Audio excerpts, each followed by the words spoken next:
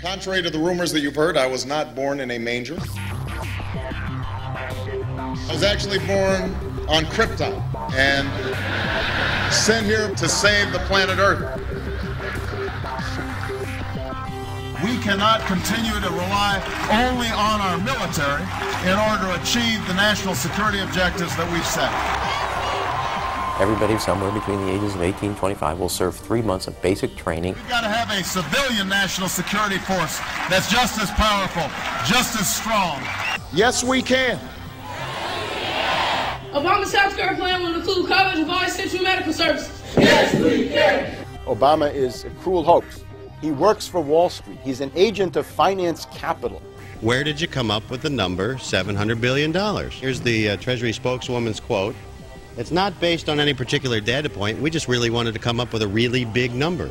To Democrats and Republicans who've opposed this plan, I say, step up to the plate. A few members were even told that there would be martial law in America if we voted no. Secretary Henry Paulson is no George Washington. I don't think anyone questions, Mr. Kashkari, that you're working hard. Our question is who you're working for. Obama pledged that he would resume the Security and Prosperity Partnership talks between Mexico and Canada that President Bush initiated. The old boss is starting to look a lot like the new boss. Robert Gates is going to remain on the job as defense secretary for at least a year. Plenty of sources knew about this meeting, told us and others that it was at Hillary Clinton's house, but clearly it wasn't. We've got to give them a stake in creating the kind of world order that I think all of us would like to see. We see you causing a depression so you can blow out the economy and consolidate it and bankrupt it. We know that you are enemies of free humanity, and we are here standing against your tyranny.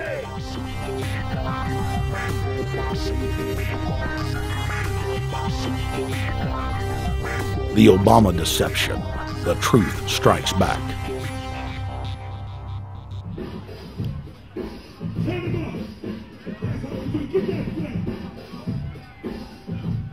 Barack is like the manager of Burger King.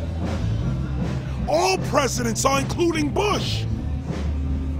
It's like this: when your fries are cold, if your burger is not done right, you go back to Burger King, America, or your government, and you say, my burger's cold, I want new fries.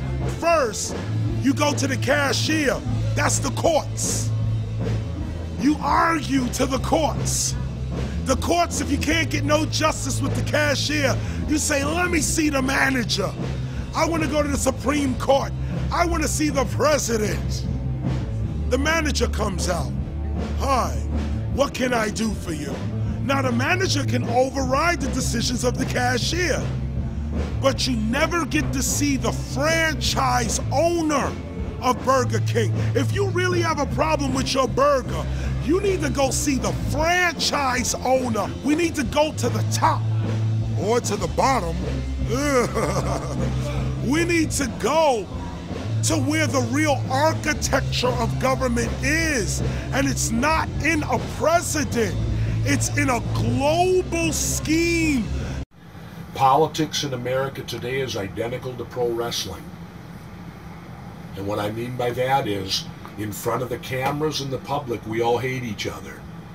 I'm going to kick my opponent's butt. I'm going to whale him from here to high water and beat the crap out of him. Yet behind the scenes, we all are friends going out to dinner. Went to dinner together. And it's all a work. All intermarried. Show business. It's showbiz. And that's what you have today in politics. The Democrats and Republicans aren't really opposed to each other.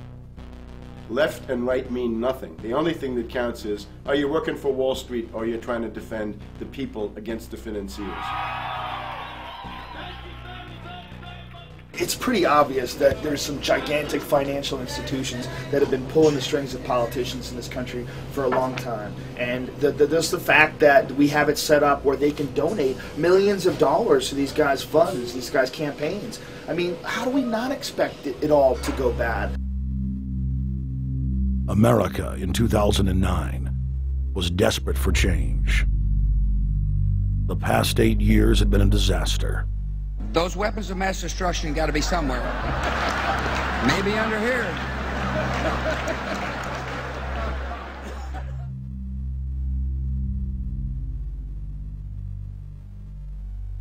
George W. Bush, who had claimed to be a conservative, had tripled the size of the federal government, shredded the Constitution, and destroyed the image of the United States worldwide. Nope, no weapons over there. Endless wars, over 1 million dead Iraqis, and more than 5,000 dead U.S. troops. The Patriot Act, warrantless domestic wiretapping and spying, the end of Posse Comitatus, the rise of the treasonous North American Union, a deepening recession sliding towards total economic collapse. These factors and other abuses had the American people in a state of panic for their future and the very existence of the United States. The elite were in trouble. The people were beginning to see through their facade, past their front man, and to the ruling elite behind the throne. For the first time in U.S. history, both parties were universally hated. Congress had a 9% approval rating. The globalist agenda had stalled. And then, onto the scene came a man who promised change. Change we could all believe in. Barack H. Obama promised to end the war and bring our troops home fast.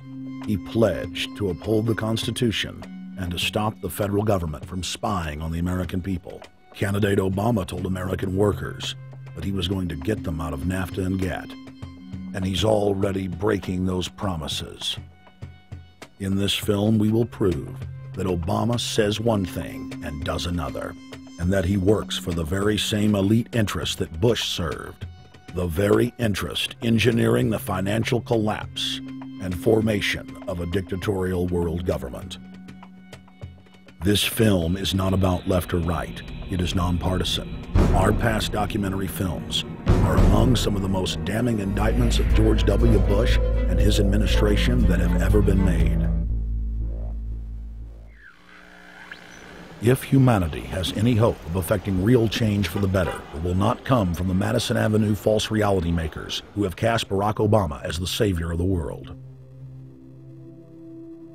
To alter our course from tyranny to liberty, to defeat the corrupt elite, we must get past the puppets and confront the real power structure of the planet.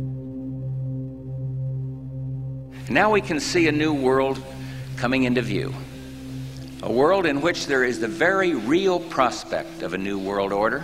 Webster Griffin Tarpley is an accomplished geopolitical analyst and historian. Among his scholarly works are the unauthorized biographies of George Herbert Walker Bush and Barack Hussein Obama.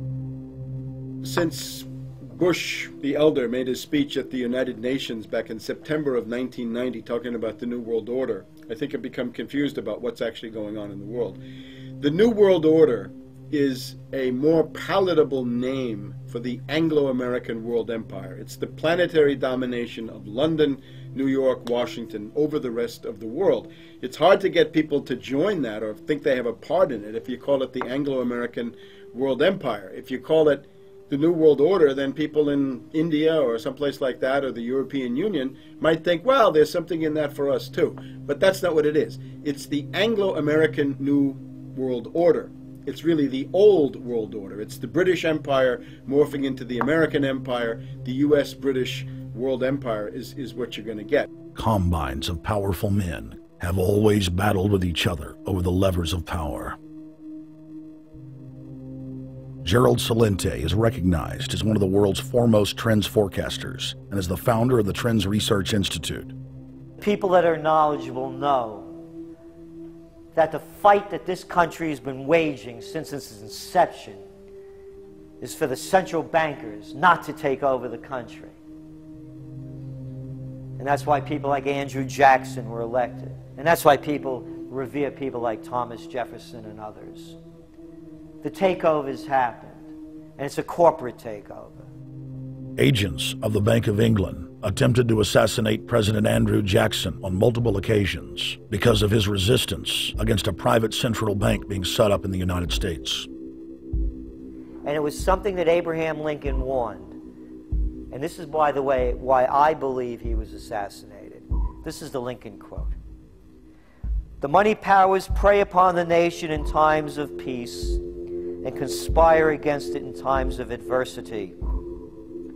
It is more despotic than monarchy, more insolent than autocracy, more selfish than bureaucracy.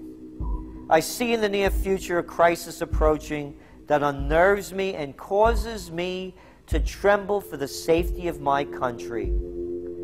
Corporations have been enthroned. An era of corruption will follow, and the money power of the country will endeavor to prolong its reign by working upon the prejudices of the people until the wealth is aggregated in a few hands and the republic is destroyed. Wall Street has killed Main Street." So I know how unpopular it is to be seen as helping banks right now, especially when everyone is suffering in part from their bad decisions. I promise you, I get it. Up until about the Kennedy assassination and the beginning of the war in Vietnam, the United States is a very powerful engine for world progress. It's the assassinations, the Kennedy assassination, and the others in the 1960s, the beginning of the Vietnam War, and the beginning of the absolute domination of the Wall Street group over every other interest. Nobody else counts except the Wall Street money masters. That has now made the United States into no longer a force for progress, but something very different, often a force for destruction in the world. The military-industrial complex has taken over the country along with the Wall Street gang. If you look also at the people that Obama has put on his appointments list, it's all Wall Street. It's government of Wall Street, by Wall Street, and for Wall Street. There's nobody from heavy industry. There's nobody from the auto sector, nobody from Silicon Valley, nobody from big oil, nobody from defense, no labor, no women, no retirees, no small business, nothing. It's pure Wall Street. The only people who have a voice in Obama's councils are Wall Street finance oligarchs. That's all there is. Nobody else counts for anything under Obama. It's the most extreme Wall Street administration we've ever had. Before his death, President Woodrow Wilson apologized to the public, regretting that he had been deceived by a group of international bankers and the country's financial system had fallen into their iron grip via the Federal Reserve Act of 1913. Whether sought or unsought by the military-industrial complex, the potential for the disastrous rise of misplaced power exists and will persist. Dwight D. Eisenhower, he warned the people that the military-industrial complex was taking over the country. Only 3 years after leaving office, President Eisenhower's prophetic warning concerning the threat posed to our system of government by the military-industrial complex came to pass. President John F. Kennedy had enraged the entire elite network. Now, Kennedy was brought in as somebody who was expected to be a puppet. It was thought that his pro-Nazi father, Joseph P. Kennedy, the bootlegger, the speculator, would guarantee that Kennedy would be obedient to the establishment. They thought that Kennedy was a sex maniac who could be manipulated through all of this, but it turned out that through his personal suffering, Kennedy had discovered a personal sense of himself which went beyond just being a puppet, and he began to think about things like economic recovery, world peace, having a space program, making deals with the Soviets, cutting the Federal Reserve down to size, and a whole series of other things. Executive Order number 11110, signed by President Kennedy, began the process of abolishing the private Federal Reserve. Kennedy was also pushing for real civil rights reform and had begun the process of pulling the troops out of Vietnam. The last time you had an actual president was Kennedy. The oligarchs took swift and decisive action. When John Kennedy attempted to take the government back from the robber barons, he was brutally murdered. The message to future U.S. presidents and leaders across the world was clear: do as you're told or die. John Fitzgerald Kennedy was the last true president of the United States. And until the globalists are removed from power, we will never have another real one. The other thing about the American presidency you've got to remember is that this is a puppet post. It's automatically going to be a puppet post. The idea that Obama is somebody who's going to come in and exercise real authority when he's obviously been chosen and given everything that he's got by these financiers. Presidents are now little more than corporate pitchmen who take all the political heat, while the controllers remain in the shadows, safe from public scrutiny. Hip-hop icon KRS-One is not just known for selling millions of albums. He has led a tireless crusade against youth violence and has been a strong voice for human rights. If they controlled it before, what makes you think they're not controlling it now? The country was on a verge of revolution. They threw a black man up. Now we like this. They give him the money, they give him the bundling, they give him vote fraud, they give him the media whores, they give him goons, they even have elected officials making threats to put people in jail if they criticize Obama in public. All of this is the mark of a puppet. And that means that he is a puppet, actually more of a puppet than anybody else, more of a puppet than Mrs. Clinton would have been, even more of a puppet than McCain. He's the maximum puppet that we've had certainly since Jimmy Carter. They put a black face on the New World Order, and now we all happy. KRS ain't buying it. In the real executive power structure, the president serves the military-industrial complex, itself owned by the international bankers. If there's a revolution, the population just throws out the prime minister or president. The elite stays in power because the public is never aware of who the real enemy is. In Evian, France in 1991, standing before the Bilderberg Group, the apex of the world government power structure, David Rockefeller defined the New World Order as a system of world government serving the international banking elite. For decades, the banker-owned media would attack anyone who dared to warn the public that a dictatorial world government was being constructed right under their nose, and that national sovereignty was being deliberately destroyed. And now, after years of denial, the media and the elite themselves are proudly announcing that not only is world government real, but it is the answer to the financial crisis that they carefully engineered. Suddenly, the Wall Street Journal tells us that the North American Union is here, and that getting rid of the dollar for a common currency with Canada and Mexico is good. The Financial Times of London, published by a member of the Bilderberg Group, crowed that a dictatorial world government had been kept in the shadows for our own good, and that it was now time for it to emerge from behind the curtains of national security. White House Chief of Staff Rahm Emanuel stated on record that they can't let this crisis go to waste. You never want a serious crisis to go to waste. And what I mean by that, it's an opportunity to do things that you think you could not do before. And Henry Kissinger, who gave Barack Obama his first job out of college, told national television that the economic collapse was a great opportunity to bring in the New World Order. He went on to say that Barack Obama was the perfect person to sell it to the world. But he can give a new impetus to American foreign policy, partly because the reception of him is so extraordinary around the world. I think his task will be to develop an overall strategy for America in this period when really a new world order can be created. It's a great opportunity. It isn't just a crisis. In June of 2006, our team traveled to Ottawa, Canada, to gather intelligence on the shadow government's agenda for the coming years. I think that's the Queen. Investigative journalist and best-selling author Daniel Estulin had been tracking the Bilderberg Group for more than 16 years. His moles inside Bilderberg informed him that the elite were planning to first run the price of gas up to $150 a barrel, unimaginable in 2006. He also reported that after suckering the middle class back into the stock market, the group was going to implode the subprime mortgage market and destroy public confidence.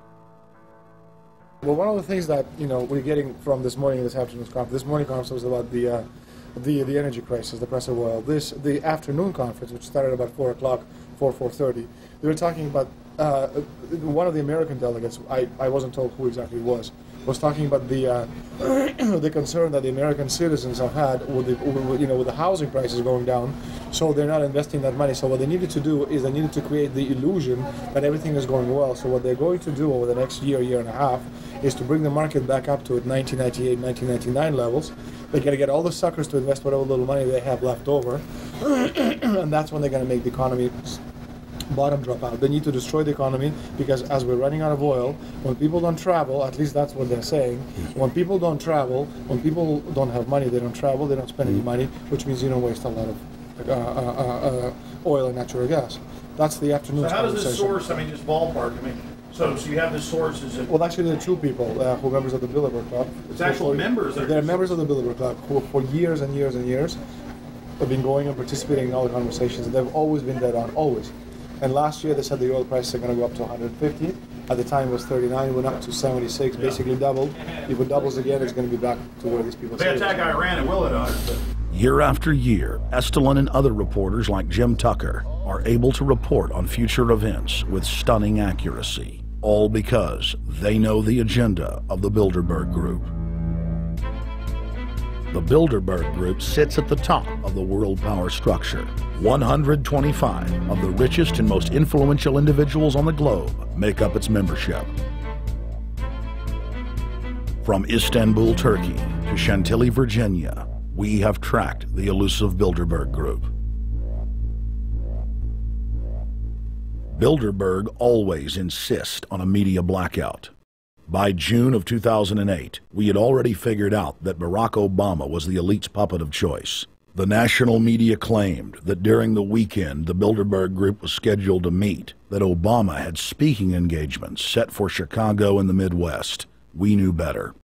In a classic bait and switch, the Obama campaign told the press corps to get on Obama's campaign plane, and that Obama would join them on the flight to Chicago. Campaign staff then slammed the door shut.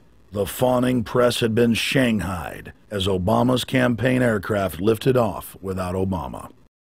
Robert, why were we not told about this meeting and that the senator wouldn't be on our flight until the doors were shut and we were about to taxi to take off? Again, we had a desire, Senator Obama had a desire to do some meetings. Others had a desire to meet with him tonight in a private way, and that's what we're doing. We set up these meetings. They're being done tonight. Again,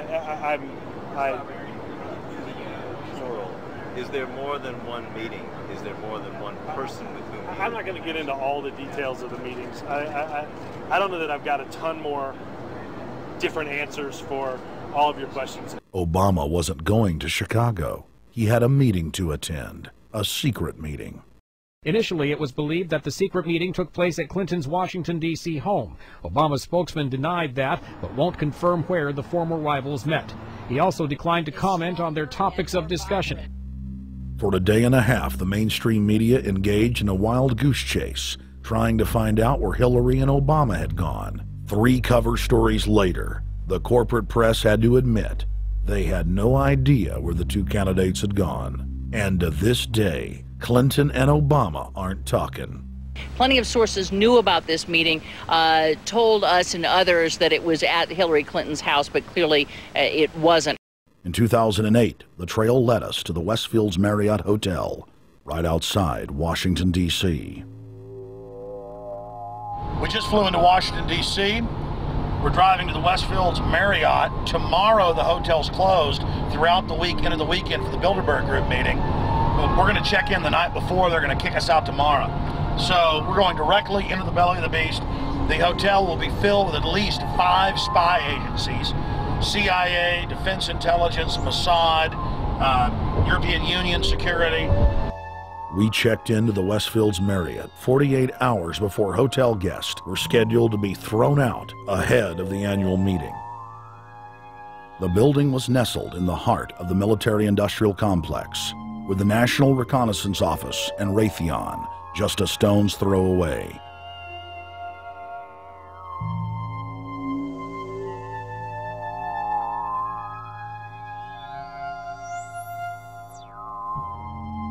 The plan tonight is to try to not get arrested, dodge the security, get in there, get some footage of the elite arriving in the morning, because some arrive before they officially lock it down, and then getting out of the building.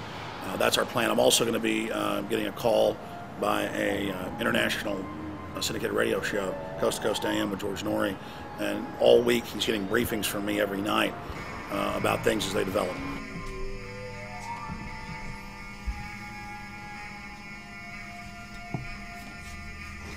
George, we're sitting here in the room. As the phone rings with your producer, Tom Danheiser, to put me on, the fire alarm goes off.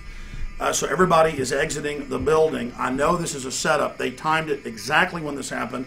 Open the door. I want them to hear the fire alarm. Open the door.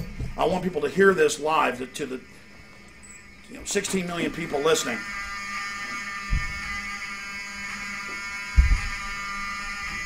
George, do you hear that? Now, they're going to use this as an excuse. The Westfields Marriott, right outside D.C. in Chantilly, they want to use this to flush us out of here. They're very upset. Everybody that covers Bilderberg, I was detained 2 years ago, interrogated, screamed at. They said Bilderberg was upset about me, wanted to stop us. This is guaranteed. Everywhere we go, we're followed. We have another hotel across town as a base of operations. They were there questioning us, getting in our faces.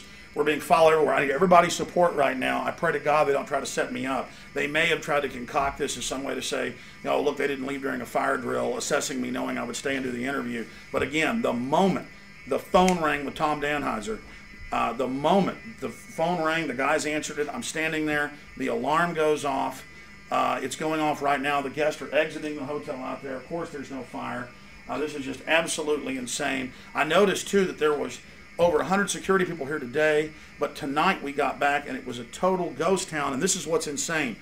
We have a security guy walk up to us 30 minutes ago, about 25 minutes ago, before this happened, and said, "What are you guys doing?" We said, "We're just walking around checking out the artwork in the hotel," which we actually were admiring, but we were also going around getting some footage.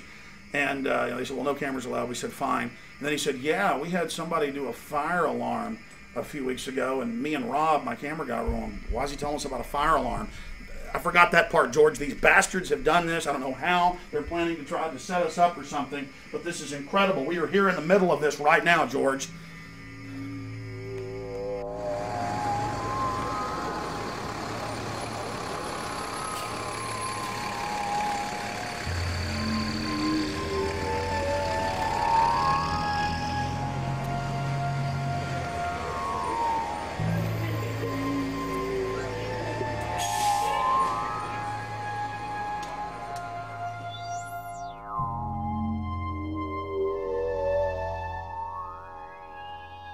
Stay there. Keep it locked.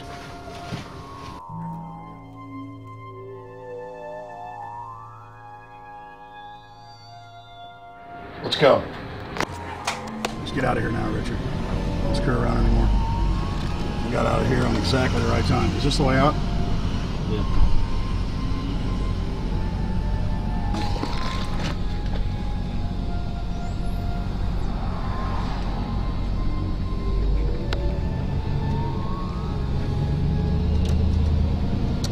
Car right behind us.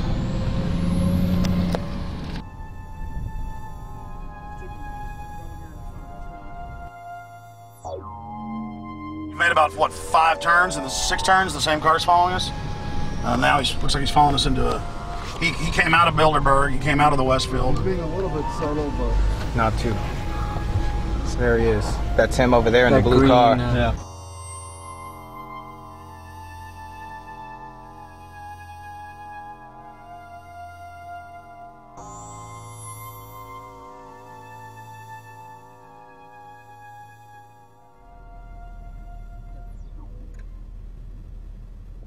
We're headed back to the Marriott here in Chantilly, Virginia, the scene of Bilderberg 2008.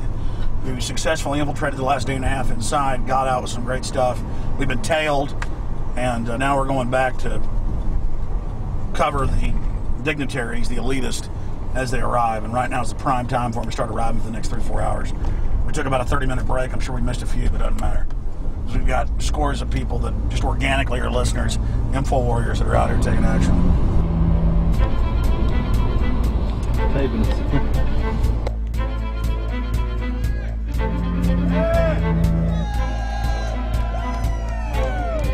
Yeah!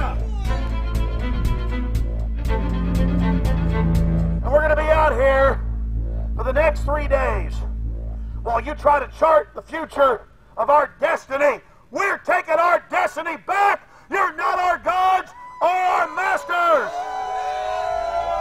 We witnessed at least 7 convoys of armed Secret Service entering the Westfield's Marriott, and internal sources confirmed that both candidates did attend at least one meeting inside the conference. While the Bilderberg Group was 100% successful in 2008 at keeping their name out of the mainstream media, they did not fare as well when it came to the exploding independent press. During the entire 2-day event, anti-New World Order protesters and alternative media encircled the hotel.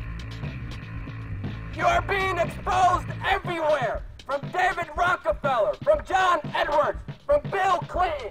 Your game of secrecy is over! You're gonna pay! Get him! It's up close! You piece of trash! This is Bernanke, man! Bernanke, you're going down!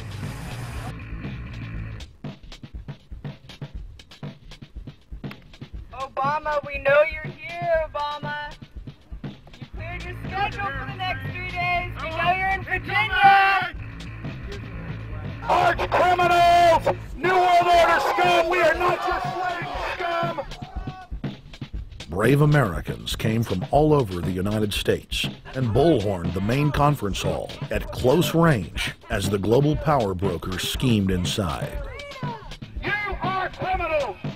You control the central bank, you control the currency, and you're turning our beautiful country and world into a nightmare! The global elite are desperate to keep their organizational meetings a secret. They are keenly aware that if the population discovers that policy is being developed covertly by powerful special interest, the people will revolt. It is our duty to expose these criminals. It's a criminal act under federal law for federal officials to have private meetings to discuss world policy with non-federal workers. So everybody from the State Department, Treasury Department, White House, Defense Department, and others who show up, as they always do, they're committing a criminal act simply by being here to attend a secret meeting with officials from other countries to discuss U.S. policy in the world. So literally it's a criminal act. And every newspaper, every broadcaster has a patriotic duty to expose these scum and the evil they project. The election primaries served as a great diversion, while the true future course of the nation was being set behind closed doors. You've got, obviously, the Bilderberger Group, founded by the former Nazi Prince Bernhard of Holland. You've got the Trilateral Commission, founded by David Rockefeller's Zbigniew Brzezinski. They're the ones who ran the Carter administration. Everybody in the Carter administration, from Carter and Mondale and Volcker and Brzezinski, were all members of the Trilateral Commission. Founding member of rap sensation Public Enemy, Professor Griff, gave us his view of the Obama phenomenon. Barack Obama's been given a pass by the Blue Bloods. He's been given the okay by certain secret societies for them to let him in. I truly believe imperialism and fascism needs a facelift. And that facelift is going to have to be black. And the reason why I believe that, simply because I think they're trying to go into Africa. Well, they're already in Africa. But they want to totally control all the natural minerals that they're going to need to carry themselves into the 21st, 22nd, and 23rd centuries. You follow me? So I think they have to go through a phase of galvanizing the masses of dark-skinned people that truly believe that change needs to come, but the change that they're talking about is not necessarily change for the better as far as the masses of the people. It's probably a better change for them. It's not going to change for us, the little man on the totem pole. And no one looks at the agenda. Long as he positions himself right, have the right tie on, have the right smile, repeats the slogans over and over and drives it home, the average American is just going to swallow it hook, line, and sinker. And we don't even know what the agenda is. Writing in his 1964 book, With No Apologies, Senator Barry Goldwater said, The Trilateral Commission is intended to be the vehicle for multinational consolidation of the commercial and banking interest by seizing control of the political government of the United States. The Trilateral Commission represents a skillful, coordinated effort to seize control and consolidate the four centers of power: political, monetary, intellectual, and ecclesiastical. What the Trilateral Commission intends is to create a worldwide economic power superior to the political governments of the nation-states involved. As managers and creators of the system, they will rule the future. Bilderberg issues executive decisions and prime directives to its subdirectorates for implementation. The Trilateral Commission takes the Bilderberg Group agenda and executes it through regional roundtable groups throughout Europe, Asia, and the Americas. The Council on Foreign Relations serves as the managing roundtable group in the United States sector. The Council on Foreign Relations has dominated every administration since the days of FDR. The way in which they make policy and rule is that they are a polycentric oligarchical system. You have to be a finance oligarch. Remember, this is not a society ruled by generals, not by priests, not by bureaucrats, not by demagogues, none of those, but by bankers. Bankers rule, and the bankers set up these institutions. They set up things modeled on the Royal Institute for International Affairs, Chatham House, and the Milner Round Table of the period right after the Boer War, so even before World War I. You had the British setting up these round tables, institutes with publications and conferences, and this is how they make policy. Upon Obama's inauguration, members of the Bilderberg Group, Trilateral Commission, and CFR flooded into every position of power in the executive branch, replacing Trilateral Commission and CFR members who previously filled the positions during the Bush administration. When you look at the U.S. ruling class, you'd have to say that they're a really pathetic bunch of failures and bunglers. They are a miserable excuse for a ruling class, and that's one of the big problems we have. Is you go from Clinton to Bush to Obama. What stays the same is the ruling elite that gives these puppets the orders that they act on. And these orders are wrong-headed, let's say the least. They're basically bankrupt. They're going to lead to the collapse of this civilization. What they're doing is using the existence of the United States as a formerly powerful nation state to act out their Wall Street fantasies of world domination and maintaining their capital structures and maintaining their system of looting. And this can't be done. So the basic question is, they've hijacked our country and you got to take it back from them. You've got to drive Wall Street out of the government, and at that point you'd have a reasonable chance of getting back to prosperity and some kind of peace and order in international affairs. We had a chance to speak with economist and author George Humphrey. They have created a power elite, and we're not talking about the millionaire down the street. You can't even be a member of their club unless you're a multi-billionaire. And friends, this is not about rich versus poor.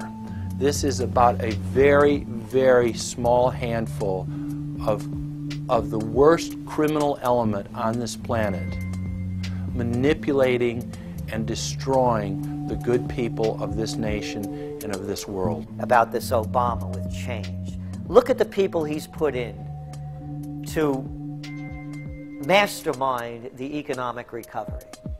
Larry Summers. I love it. Every time they talk about Larry Summers, he's always brilliant. He's another brilliant one. He's the one that helped dismantle the Glass-Steagall Act, the banking act that was put in place in the 1930s, so the banks couldn't become the banksters that they become. In the 1990s, you had the beginning of the derivatives bubble, thanks to people like Alan Greenspan, Rubin, Summers, a lot of the people who are now back in the Obama administration. And the derivatives, I think, are the centerpiece of this entire problem today. These are the same people, Geithner from the Treasury Department. Could you imagine that? Now we have the U.S. Treasury Secretary, who also is a Robert Rubin protege of the Larry Summers Group, that dismantled Glass-Steagall and broke apart the regulations that would have prohibited the banks and brokerages from becoming these criminals. He was the former president of the New York Federal Reserve. And now he's our Treasury Secretary? And as we all know, the Federal Reserve is as federal as Federal Express. It's a private bank. And now we've put this guy in charge of it? I mean, Wall Street has hijacked Washington in broad daylight. Every single one of his appointments support the status quo. Every one of his appointments are there to screw the American people. Every single one of his appointments are people who are working to bring down the Republic and the Constitution of this country. Secretary of the Treasury, Timothy Geithner, Bilderberg Group and Trilateral Commission member. Secretary of State, Hillary Clinton, is a Bilderberg and CFR member. She is also married to Trilateral Commission member William Jefferson Clinton. Ambassador to the United Nations, Susan Rice, Trilateral Commission. National Security Advisor General James L. Jones, Bilderberg, Trilateral Commission, and CFR. Deputy National Security Advisor Thomas Donilon, Trilateral Commission, CFR. Special State Department Envoy Henry Kissinger, Bilderberg Group, Trilateral Commission, and CFR. Chairman, Economic Recovery Committee, Paul Volcker, Bilderberg Group, Trilateral Commission, Council on Foreign Relations. The Director of National Intelligence, Admiral Dennis C. Blair, Bilderberg Group, Trilateral Commission, CFR. Secretary of Defense Robert Gates, Bilderberg Group, Trilateral Commission, CFR. Deputy Secretary of State, James Steinberg, Bilderberg Group, Trilateral Commission, CFR. State Department Special Envoy, Richard Haas, Bilderberg Group, Trilateral Commission, and President of the CFR. Obama Presidential Advisor Alan Greenspan, Bilderberg Group, Trilateral Commission, CFR. State Department Special Envoy Richard C. Holbrooke, Bilderberg, Trilateral, CFR. And the list goes on and on. Even if Barack Obama were the most wonderful person in the world, he was groomed and brought to power by the global elite to carry out their agenda. Humanity must look past Obama and realize that presidents come and go, but the shadow government and their program of global enslavement continues. How could people be so stupid and gullible to believe a bunch of political people? So people who voted for Obama were trying to express, I think, first of all, something worthwhile. The hatred for Bush, Cheney, the neocons, the desire to punish the Republicans for their adventures, their police state, and their economic depression. The second question was on the economy. People felt that Bush was selling them down the river into a world depression. He is, of course, the new Herbert Hoover in that regard, so they were trying to get something different from that. The tragedy, of course, is, and this is really why Obama was groomed and prepared over a period of almost 30 years now, that Obama is there to frustrate and to deceive all of those hopes. Obama is a cruel hoax. He's a bogus sham. He's an absolute denial of everything that you'd expect from an American president. It is very disturbing to see well-meaning people falling for high-tech propaganda over and over again. It happened after 9/11. The American people en masse were swept into a mob psychology, irrationally throwing their common sense to the wind and doing whatever the administration told them to. The general public eventually caught on to the fact that George W. Bush was a deceitful thug and that the economy was in free fall. In the midst of it all, Barack Obama was there, speaking out against the abuse of the people at the hands of the establishment. With the election of Barack Obama, the world rejoiced that the United States was no longer in the hands of madmen. But unfortunately for humanity, this was another vicious fraud. I want to like the guy. He speaks gently, he's intelligent, he seems to be a man of peace. He is just as charismatic as they come. But you know what? Is that a tree is really, really measured by the quality of its fruit. And when you kind of put away all the flowery words, when you put away all the rhetoric, when you put away all the rock and roll music, What he does is what's important for the people of this country, starting with the truth. Obama is notoriously a liar. He promised that he would get out of Iraq, I think within 16 months at some point. We had Samantha Power telling the Scotsman that he wouldn't be bound by those promises, and sure enough, he's now not going to be bound by those promises. Obama pledged in hundreds of speeches and interviews that within 6 months of being elected, he was going to bring our troops home from Iraq. But after he was inaugurated, the story changed. Now he said that they would look at bringing some of the troops home in 16 months. 2 weeks later, his story had changed again. Now the administration would look at bringing the troops home in 23 months. Well, Obama's already fudging. He's fudged since day one in this election, where he first said we're getting out. Well, now it's a timetable, and now it's da-da-da, because they're getting to him. They're understanding that, and he ain't going to be able to get him out because people more powerful than him got us in. When he first ran, remember, he was going to take the troops out. I get in there, troops come home. Day one. There is no military solution in Iraq, and there never was. I will begin to remove our troops from Iraq immediately. And then that went to 16 months. And now he's going to add, they're saying, another 30,000 or more troops to Afghanistan. Next, he sent 30,000 more Marines to Afghanistan, doubling the total number of forces in the crosshairs. Barack then announced that he was going to move missile systems into Eastern Europe to encircle Russia. But after all, what should we expect after he kept Bush's Secretary of Defense Robert Gates?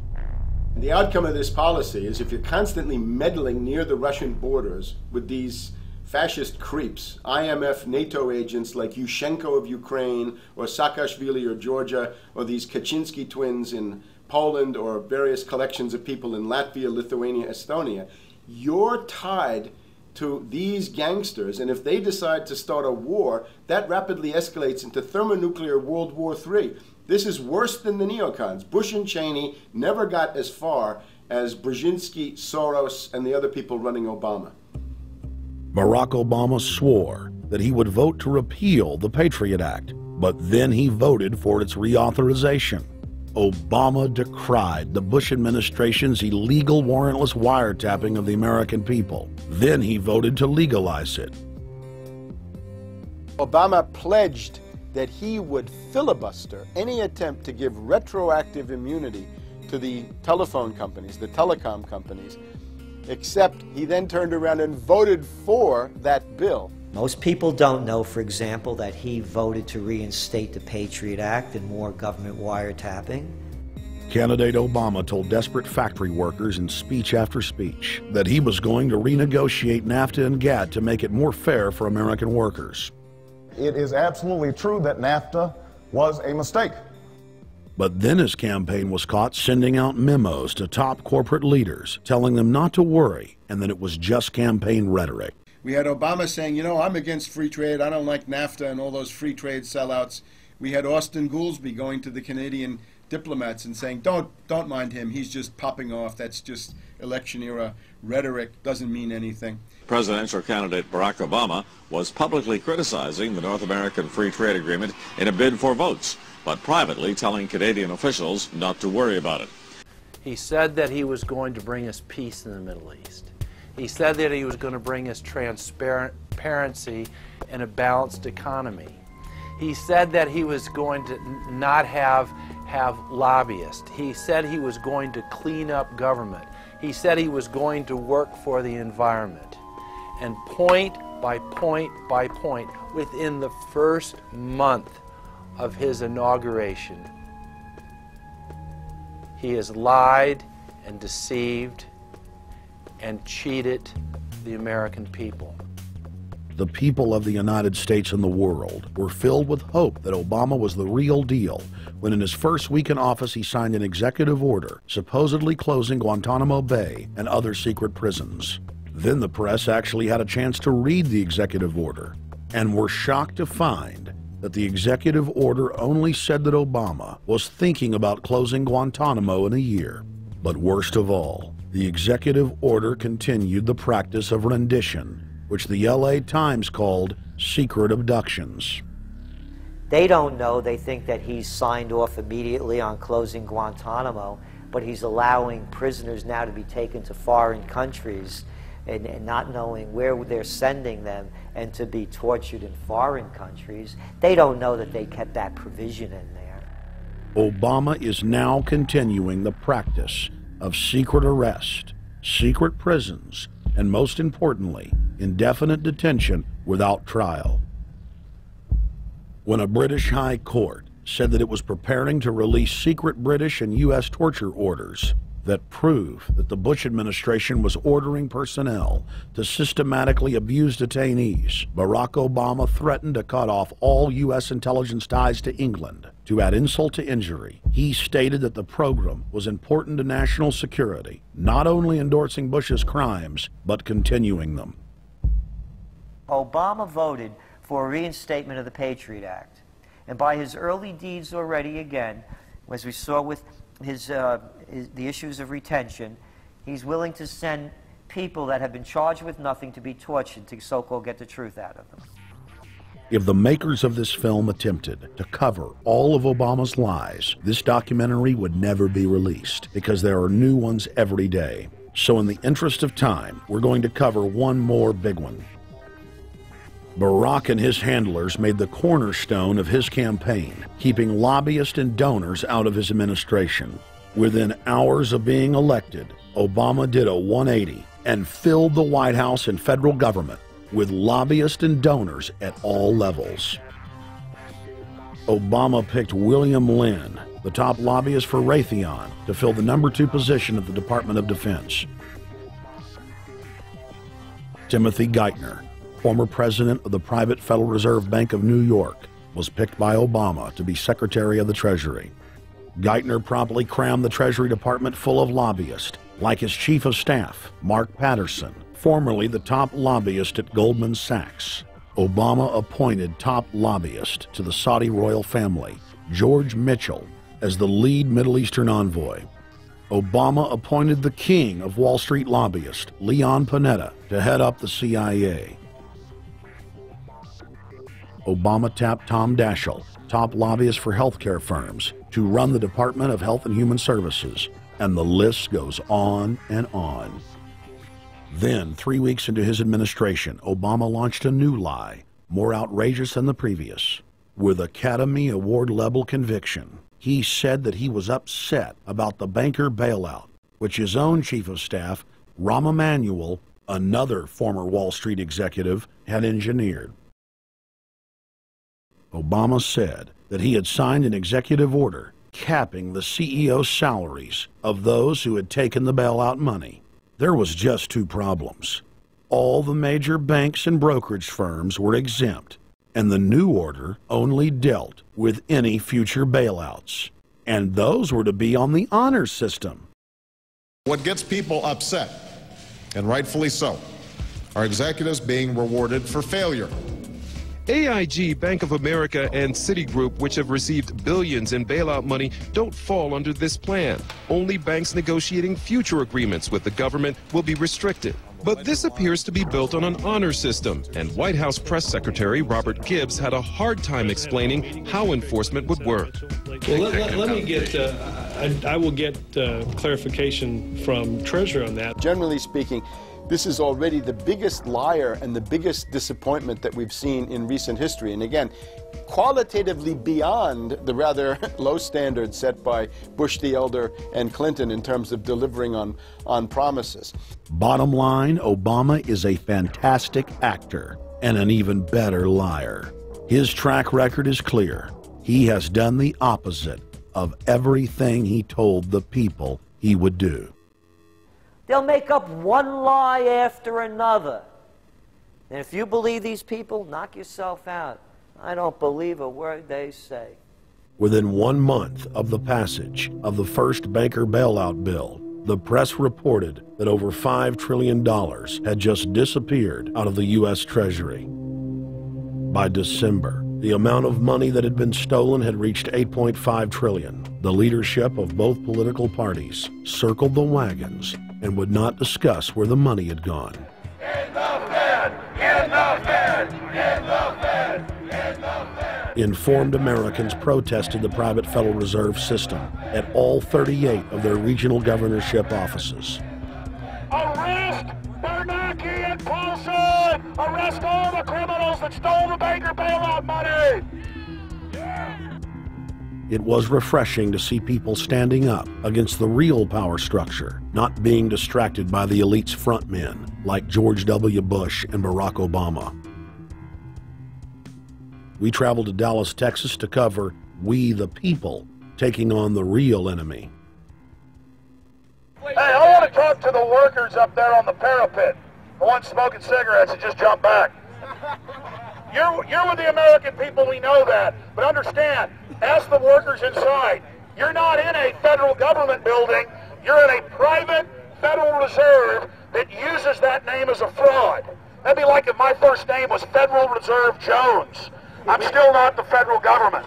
I'm not a federal agency. But if I said my name was Federal Reserve, I could go out and pay off politicians and get them to allow me to get into power so I could issue the currency and credit, and then I could buy up the world. That's what these criminals have done. A lot of people think that the Federal Reserve is already part of the government. They're not. It's controlled by cliques of unelected, unaccountable bankers meeting in secret. Most of these people have never even been through the formality of a Senate hearing or a Senate confirmation. They claim that they're part of the U.S. government. They masquerade as if they were part of the U.S. government. But in reality, this is a purely private operation. Jackals, hyenas, raptors, all of them loyal, not to the American people, but to the Wall Street banks, which is where most of them come from.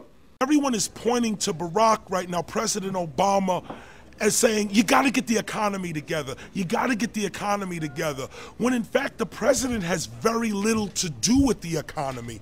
It's the Federal Reserve Chairman that at least sets the policy. That's a privately owned company, the Federal Reserve Bank. They set the agenda. These guys are masquerading as a federal institution. They are a private banking consortium, and this is their front, their holding company. The Federal Reserve is not federal. It's a front for a private banking cartel. That's on record in congressional testimony, and they're the ones orchestrating the economic collapse we're seeing right now, so that's why we're here. While at the End the Fed rally outside the Federal Reserve Bank in Dallas, Texas, we spoke with Ron Paul's brother, Wayne Paul.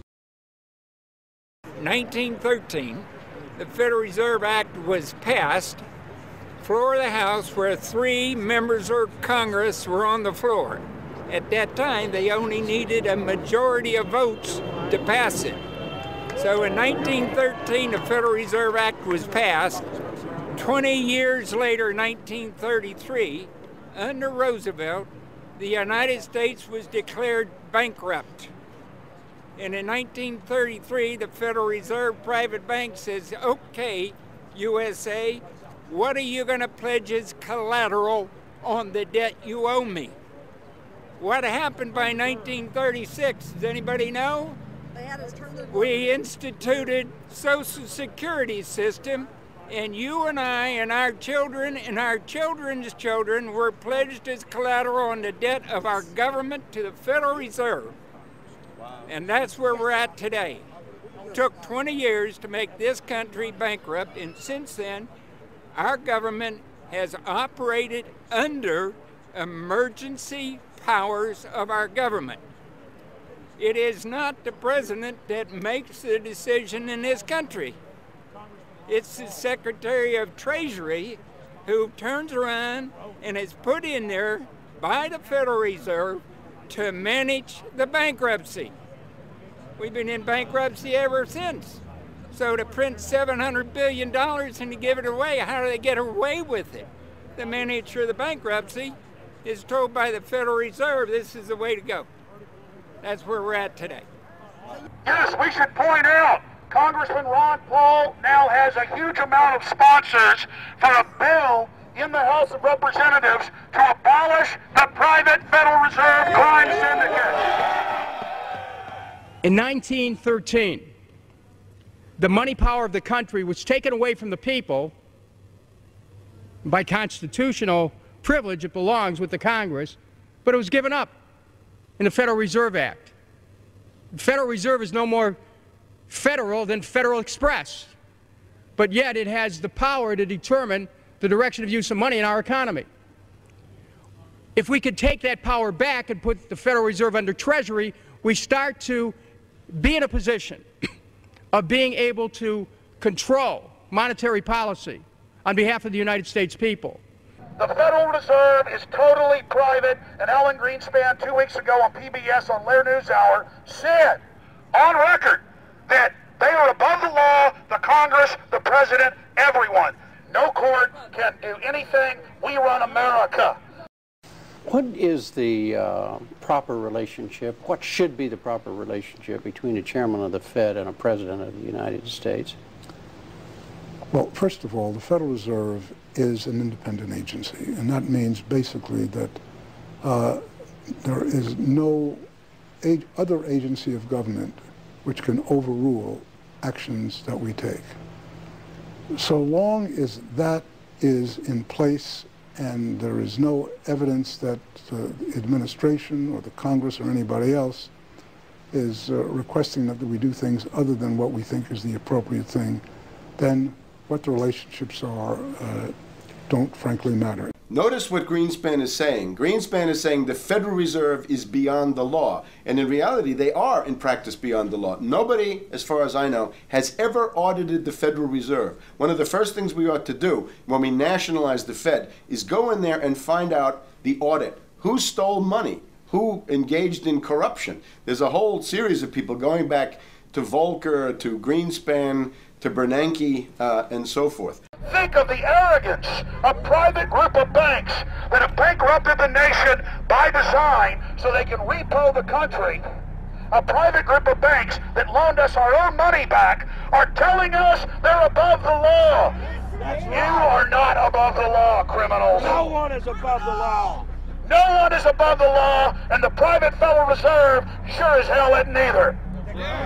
Since the founding of the Federal Reserve back under Woodrow Wilson, the Federal Reserve has struck out 3 times. They didn't stop the crash of 1929. They didn't stop the banking panic of 1932, 1933. And now they are the cause of the derivatives crisis because they're the ones who inflicted derivatives on the world with Alan Greenspan. Instead of our economy being about goods and services and real products and manufacturing, it's all about these guys, the private Federal Reserve that masquerades as a government entity who controls the issuance of currency and credit.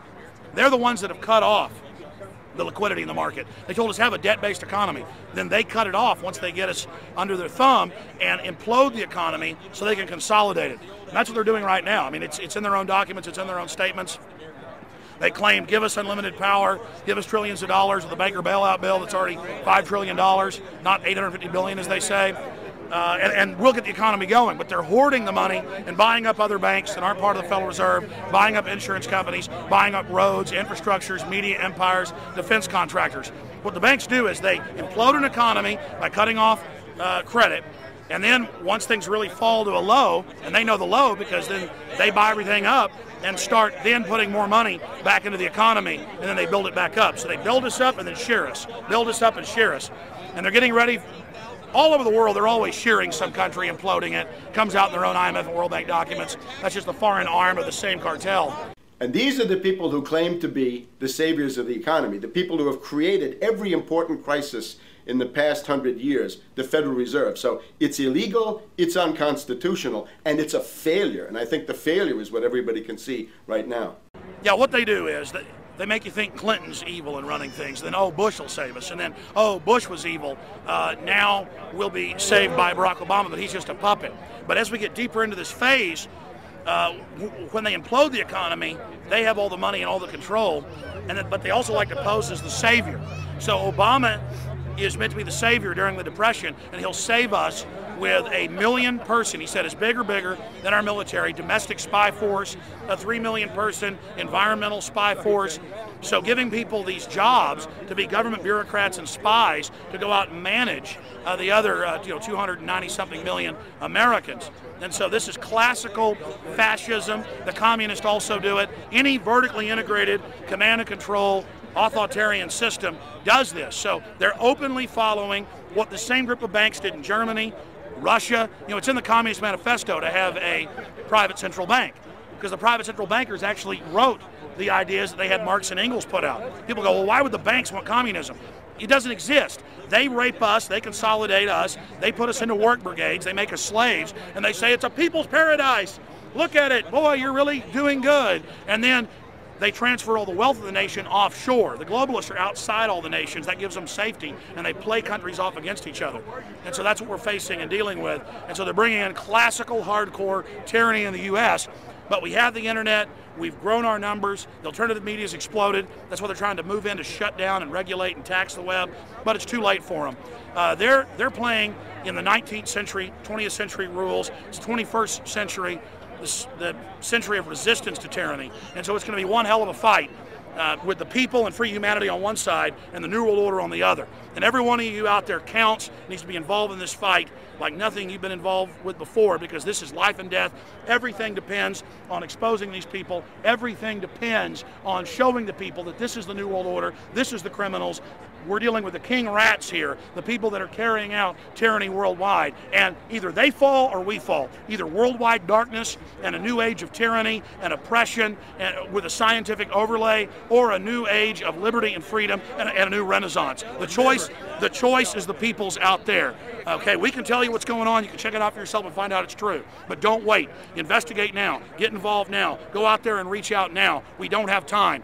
If you're looking for the solution, look in the mirror.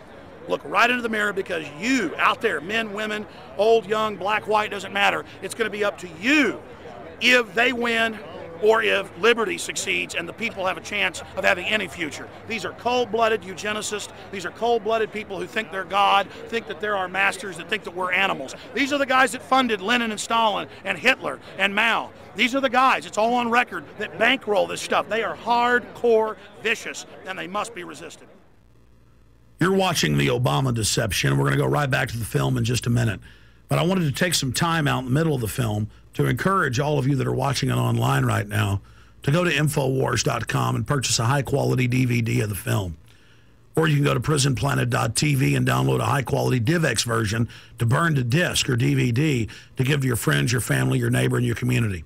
I also want to challenge all the viewers out there to take time out, to write notes as you watch this film, and to check all the claims that we've made for yourself, because I'm confident in the information presented here. And I want you to not trust me, but to know for yourself, to know in fact that Obama is a betrayer and a liar, a Judas goat, a Trojan horse to bring in the one world government. So again, I want to thank you for watching The Obama Deception. You can go to Infowars.com and get a high-quality DVD, or watch it in super high quality and burn disc to give your friends, your family, your neighbors, and warn the public at PrisonPlanet.tv. Now let's cut right back to The Obama Deception. Up until about the Kennedy assassination and the beginning of the war in Vietnam, the United States is a very powerful engine for world progress. It's the assassinations, the Kennedy assassination, and the others in the 1960s, the beginning of the Vietnam War, and the beginning of the absolute domination of the Wall Street Group over every other interest. Nobody else counts except the Wall Street money masters. That has now made the United States into no longer a force for progress, but something very different, often a force for destruction in the world. That doesn't need to remain that way. The interest of the American people is to fight to take your government back from Wall Street and make the United States a force for progress in the world, which we easily could do if we could just break the power of the people behind Obama. The main banks of Europe, which were started by Adam Weishaupt and Rothschild, the Banque Nationale de Paris, the Bank of England, the Bank of Italy, have all financed the messianic and war leaders of the last 200 years. Napoleon, Lenin, Stalin. They backed Adolf Hitler. They backed Franklin Delano Roosevelt. And they are backing right now Barack Obama. The banking cartel had established a beachhead in 1913 through the Federal Reserve Act. In 1947, they set up a parallel shadow government through the National Security Act. From 47 on, the national security state began the long process of absorbing federal and state bureaucracies, while at the same time undermining the constitutional power of Congress and dominating the executive branch. By controlling the issuance of currency and credit, the private Federal Reserve was able to buy up most of the Fortune 500.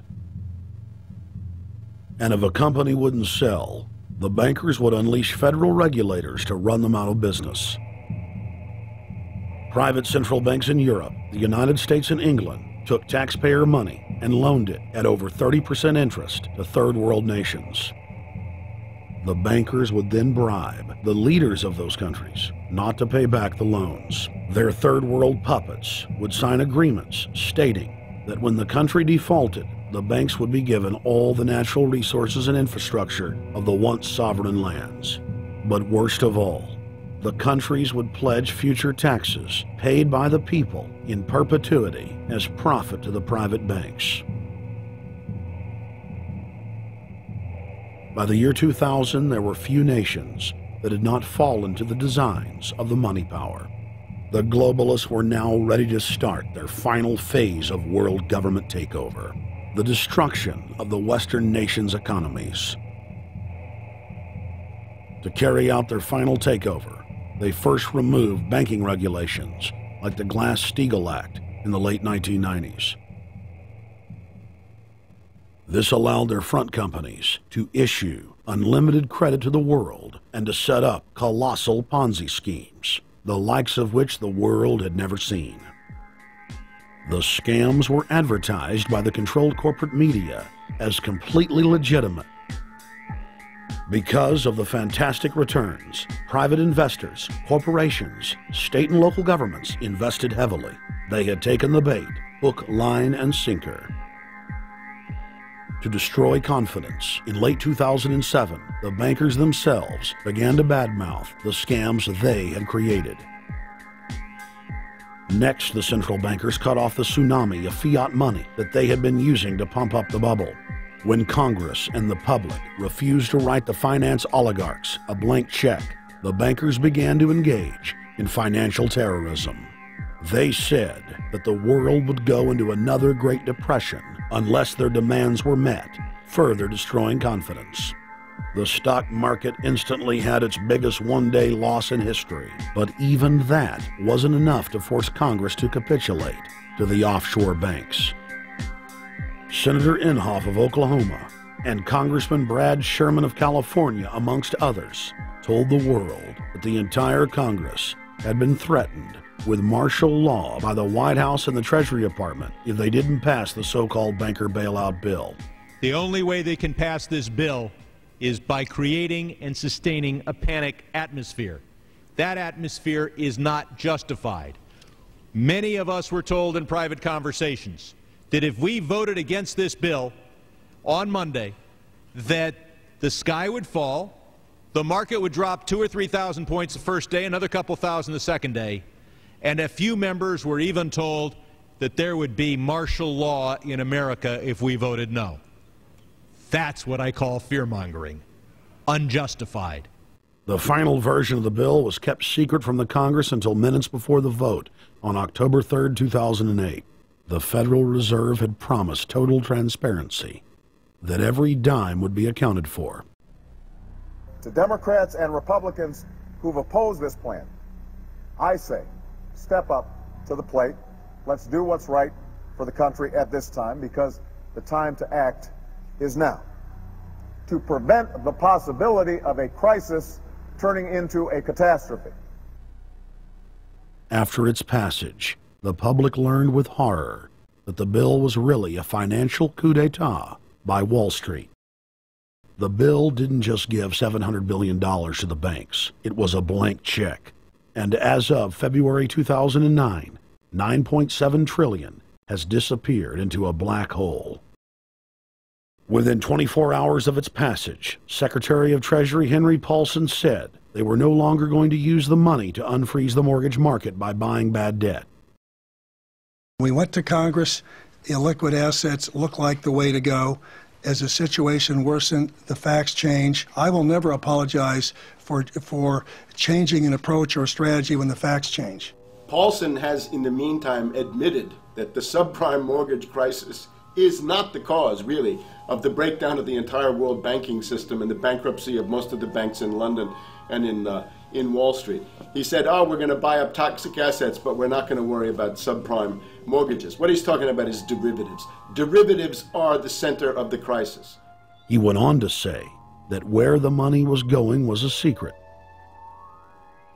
I believe that banking institutions are more dangerous to our liberties than standing armies. If the American people ever allow private banks to control the issuance of their currency, first by inflation, then by deflation, the banks and corporations that will grow up around the banks will deprive the people of all property until their children wake up homeless on the continent their fathers conquered.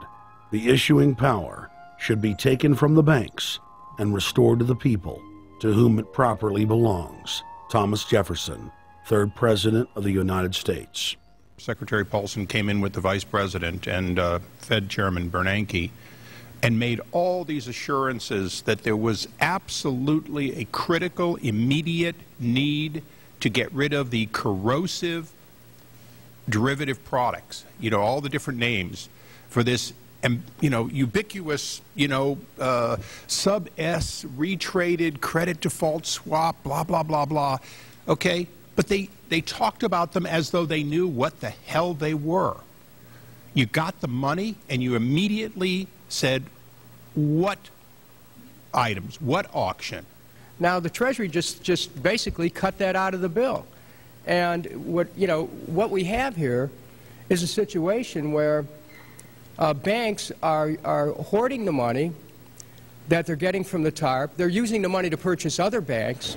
And all of a sudden, the Treasury sent a signal to the banks, forget about it. We're going to give you the money that you want, and you do what you want with it. Unless you direct it specifically, it's not going to happen. I don't think anyone questions, Mr. Kashkari, that you're working hard. Our question is who you're working for. Throughout its passage, President Bush and Senator Obama worked in tandem to get Congress to pass the bill without even having time to read it, despite the fact that in major polls, 98% of the American people were against the bill. The leadership in both parties were for it. And I really want to commend Barack Obama, because as we were involved in the this and that and different provisions of the bill to persuade people, he really gave them confidence that this was the right decision for the American people, even though it wasn't, in our view, a great bill for them to vote on. I want to take a particular moment to also thank an individual who's not here, and that is Barack Obama, who made numerous calls not only to all of us, but to members of our caucus, and helped us gather the votes on the Democratic side to pass this legislation. Bank heads then bragged to the press that they were hoarding the bailout money and using it to buy up smaller, healthy banks and insurance companies. Their plan was working like a charm. Next, the central bankers loaned the federal government back $787 billion of our own money at interest for President Obama's so-called stimulus package. And just like the banker bailout, Congress was given less than an hour to read the 1,070-page-plus stimulus bill. Barack Obama, who had pledged on the campaign trail to wait 5 days before a bill could be voted on so that the Congress and the people could have a chance to read it, said that the stimulus was too important and it had to be passed before anybody could see it or read it, or the crisis would turn into a catastrophe. Doing little or nothing at all will result in even greater deficits, even greater job loss, even greater loss of income, and even greater loss of confidence. Those are deficits that could turn a crisis into a catastrophe, and I refuse to let that happen. After its Friday passage, in gangster fashion, President Barack Obama took a 4-day vacation and said that there was no rush to sign it.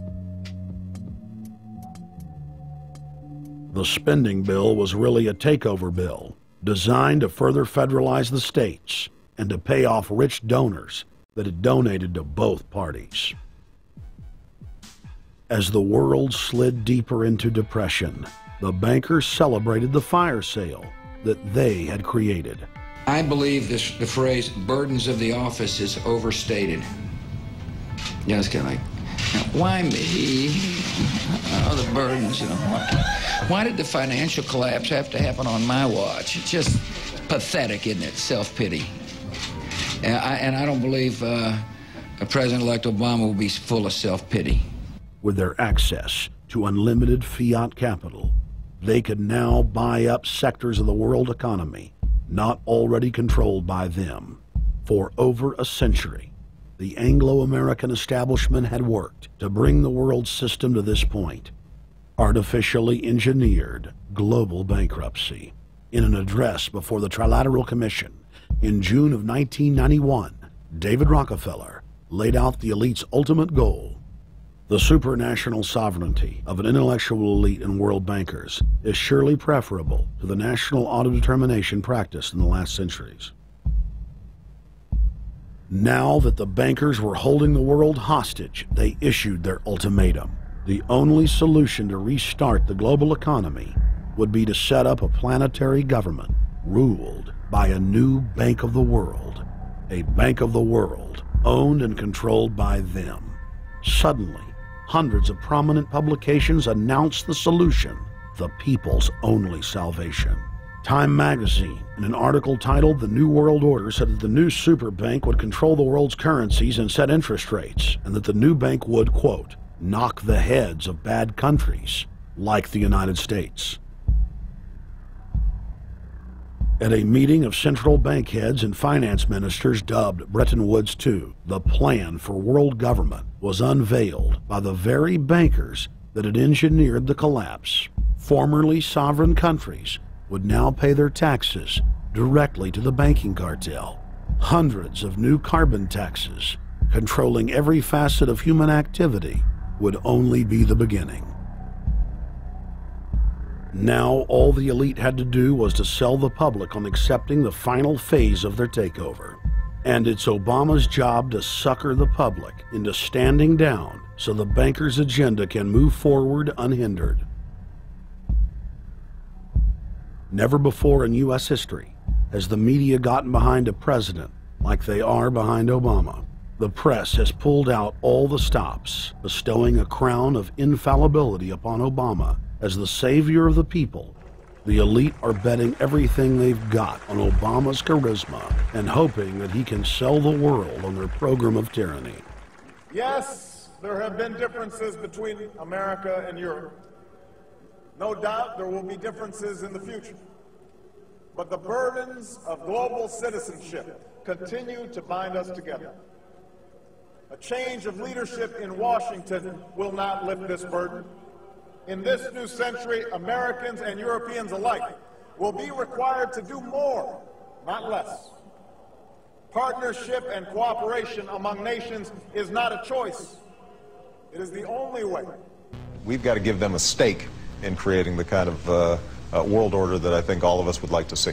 In truth, Obama is not simply continuing George W. Bush's policies. He is radically expanding them. I thank President Bush for his service to our nation.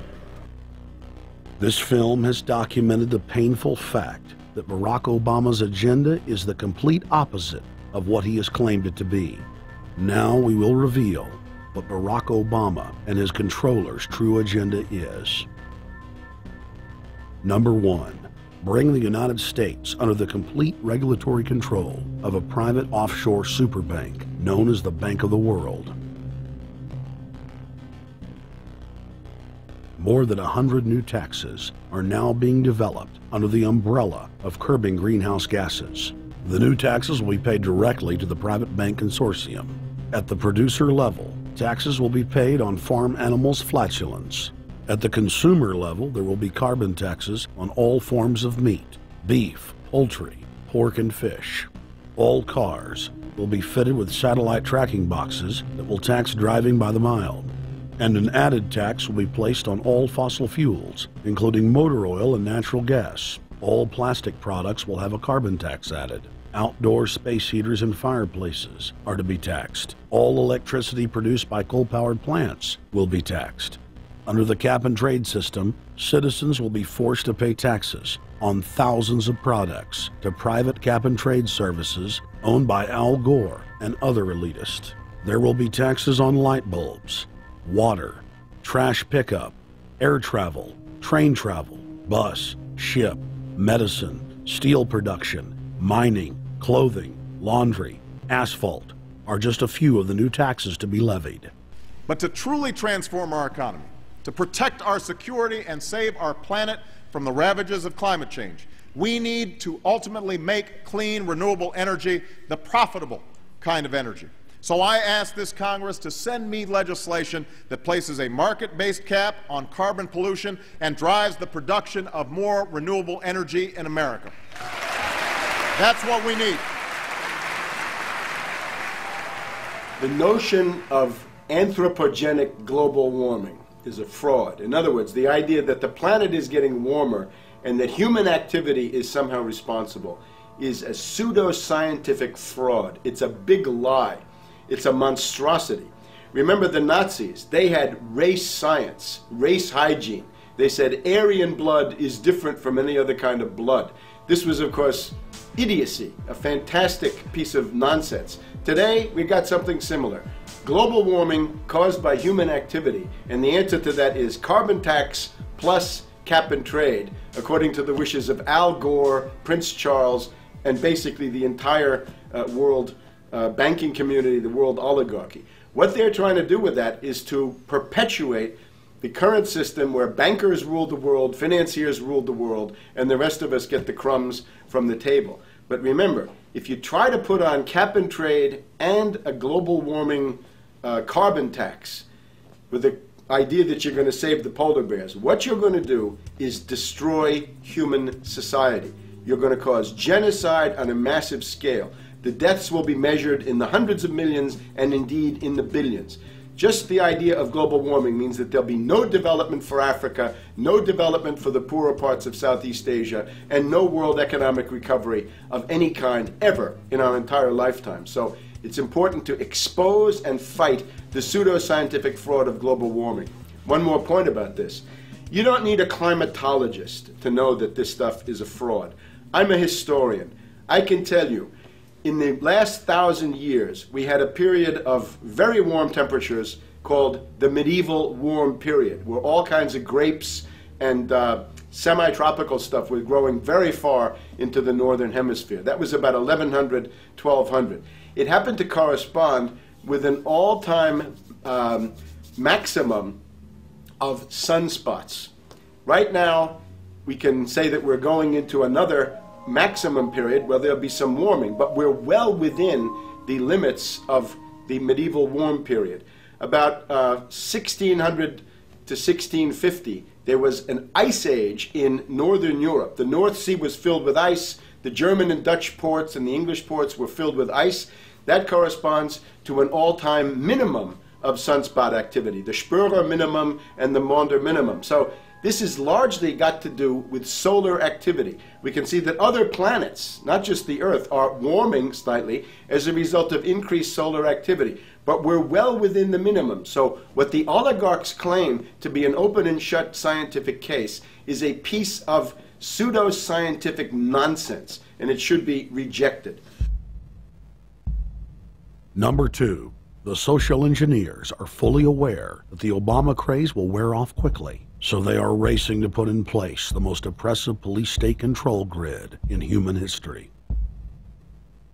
20,000 battle-hardened regular Army troops are now being deployed to patrol the streets of the United States. FEMA is now building giant camps in every region of the country, and the Congress has introduced bills like the National Emergency Centers Act, H.R. 645, which merges local governments and the police under federal control. And as we all know that have watched these things, they're ready for the riots. With these detention centers that are being opened up around the country, with state police training for riot control in the event of economic calamity and food riots, they know what's going on and they're prepared for it. So people better also prepare for it themselves. Anyone that's not prepared for what's going to happen, they deserve what they get, because there's enough information out there pointing to the problems. and they should take all precautionary actions. Next, Obama ordered the Defense Department to issue DoD Directive 1404.10, establishing a 1 million person civilian army under his control. Simultaneously, Obama launched USAService.org. The new website deceptively masquerades as a federal agency, but in reality is a recruiting tool building a separate, completely private army outside of government that takes orders directly from Obama's controllers. Barack Obama has refused to rescind Presidential Decision Directive 51, signed by George W. Bush. The directive plainly states the president is a dictator and that Congress is ceremonial. We cannot continue to rely only on our military in order to achieve the national security objectives that we've set. We've got to have a civilian national security force that's just as powerful, just as strong, just as well funded. President Obama and his Chief of Staff, Rahm Emanuel, have repeatedly stated on the record that all Americans below the age of 64 will be forcibly conscripted into federal service. Citizenship is not an entitlement program. It comes with responsibilities. Everybody somewhere between the ages of 18 and 25 will serve 3 months of basic training and understanding in a kind of civil defense. Now, it doesn't always have to be service in uniform. One of the things that if you talk to our generals, they are desperate for is a civilian counterpart to our military forces. So is this compulsory then? Well, you have to, in a sense, it's a required of everybody, 18 to 25, 3 months, and at some point at that point you do it. Obviously, I'm not going to say perfect legislation. We'll work that process through. Or you could do it during a college summer, or you could do it after high school. If you have a demagogue with a fanatical mass movement of personality cultists who is imposing the program of a group of extreme bankers and finance oligarchs, that's fascism. Obama's transition site, change.gov, proclaimed that middle school and high school students will be forced to serve the federal government. Fascism is gutter up, streets up, hooligans, thugs, fervently idealistic students, swarming adolescents, just the kind of thing you see around Obama. The way you get a population to enslave itself when the police and the army are no longer enough to do that. So I think that's if you're a left liberal, it's time to open your eyes to that. All young Americans between the ages of 18 and 24 will be conscripted into a paramilitary domestic security force. If Obama has his way, adults and seniors will also be forced into other forms of service for the betterment of the homeland. Number 3, disarming the American people. Obama operatives in the Congress have introduced more than 10 bills that would end the Second Amendment as we know it. H.R. 1022 would allow the new Attorney General Eric Holder the dictatorial power to ban any gun he wishes at will. In 2008, before the Supreme Court, in the D.C. gun ban case, District of Columbia versus Heller, Holder argued for the complete disarmament of the American people and that only the military should own firearms. H.R. 257 would ban all youth shooting sports, including YMCA and Youth Olympic shooting clubs. H.R. 45 would force all gun owners to undergo federal psychological screening, registration, and testing to keep their firearms. White House Chief of Staff Rahm Emanuel has proposed the extrajudicial banning of any American on the fraudulent no-fly list from owning any firearm. That is, if you are on the no-fly list because you are known as maybe a possible terrorist, you cannot buy a handgun in America. Over 25,000 Americans are added each month to the no-fly list, which numbers over 1 million people who have not been charged or convicted of any crime. It's a case of mistaken identity for a 5-year-old boy from Normandy Park. He had trouble boarding a plane because someone with his same name is wanted by the federal government. King 5's Mimi Jung is live at SeaTac Airport to explain. Mimi. Lori, it's hard to believe that a 5-year-old could be considered a threat, but that's exactly what happened here at SeaTac last week when Matthew Gardner showed up for a flight to LAX. Then they fly on each other. As 5-year-olds go, Matthew Gardner is about as harmless as you can get. But when he and his mom checked in for their flight at SeaTac last week, Matthew was considered the criminal. If you're on that no-fly list, your access to the right to bear arms is canceled because you're not part of the American family. You don't deserve that right. There is no right for you if you're on that terrorist list. And even though this Matthew Gardner is only in kindergarten, TSA workers still conducted a full-blown search. They searched all of our belongings. They took everything apart piece by piece. Nadia Counter says it wasn't easy being treated as a possible threat to national security. I picked up my child to give him a hug and tell him, you know, it's okay, we're doing fine. And they reported to me that I was not allowed to touch him. He was a security risk, and they had to research me to make sure that I had not obtained any materials from him. Number 4, massive restrictions on the First Amendment guarantee of free speech. The President, Congress, and the FCC have announced plans to not only curtail speech on talk radio and newspapers, but to also regulate speech on the Internet through the Orwellian-named Fairness Doctrine. The Obama machine is also pressuring Congress to pass draconian hate speech laws that will eviscerate the First Amendment. Number 5, they plan to further federalize health care so that the government can dictate what kind of care citizens receive. Modeled after the British system, this includes rationing care and restricting what procedures the handicapped and elderly are eligible for. Number 6, Obama is already pushing to expand the Department of Defense budget and to station more U.S. troops overseas to encircle Russia, China, Iran, as well as setting up bases in Africa under the pretext of humanitarian aid, and dominate and occupy Africa through AFRICOM. So we're taking your phone call, seeing what you think of Barack H. Obama. Is he a Judas goat? Is he a front man? Is he a betrayer? Let's go to Anthony in Georgia. Anthony, what's your take on Barack Obama? They put the face of Barack Obama as part of their public relations because it's like in the old folk tales about vampires. A vampire cannot force his way into somebody's house. It's against some kind of metaphysical law. So the vampire has to persuade the resident of the household to open the door and invite him in. So they're going to look at the peephole at Barack Obama, which looks like them and appears to be on their side. They're going to say, okay, here's my ally. Let me open the door and let me let this person in. And then Barack Obama is just, of course, a front man for the American empire, where he's going to have the entire U.S. Navy, the entire U.S. Army, and the entire U.S. Marines under AFRICOM command. And, of course, he's going to turn it into a new Iraq, and he's going to turn it into a new Afghanistan. Every operation that you see going on in Iraq and Afghanistan is going to propagate to the poor countries of Africa. And well, sir, I agree with you. Sir, I agree with you. They're looking to the people. They see a handsome, smiling African face. You know, he's all, hey, I'm from Kenya.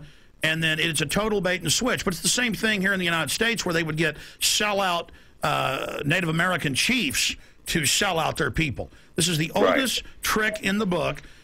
And he can also pacify the most downtrodden minority groups in the United States. And he's saying, hey, get ready for sacrifice. Get ready to lose your standard of living. They're like, yay, I love Obama. They could never get away with this with a John McCain. Obama basically does a couple of things. One is, again, this idea, kick the Chinese out of Africa. Kick them out of Sudan where they get oil. Kick them out of Zimbabwe where they get raw materials. Start a civil war in Congo, another big source of raw materials. Al-Qaeda, an arm of the U.S. intelligence community, is now active in Algeria, Tunisia, Morocco. You've got a destabilization going on in Kenya around Odinga. That's Obama's cousin. This is a guy who has two children. They're Obama's niece and, well, nephew in a broad sense. And one of them is named Raul, and the other one is named Winnie, after Winnie Mandela, who did the necklacing and political assassinations in South Africa. So this Odinga is essentially a CIA destabilizing operation in Kenya, and he's got a Odinga Islamic Alliance to crush the Christians in Kenya, but this also reaches into Ethiopia, it reaches into Uganda, Congo, Tanzania, and a whole bunch of other countries in that region. So all of Africa is a battlefield in flames between the U.S. and the Chinese, with Obama leading the charge to kick the Chinese out for geopolitical reasons. Number 7, radically expand federal control over family farms and ranches through the Animal ID and Premises ID system. Number 8, accelerate the merger of the United States with Canada and Mexico under the Security and Prosperity Partnership. He is also accelerating the transfer of remaining federal authority to unelected quasi-governmental bodies like the World Trade Organization. Number 9, Obama must convincingly play the part of the president and convince the people of the United States that the buck actually stops with him. This is critical to the globalist master plan, because in 4 to 8 years, Obama must take the blame, as Bush did, for the New World Order's horrific agenda. At that point, the elite will put a new puppet in the ceremonial seat of power and build him up as the savior, only to tear them down again.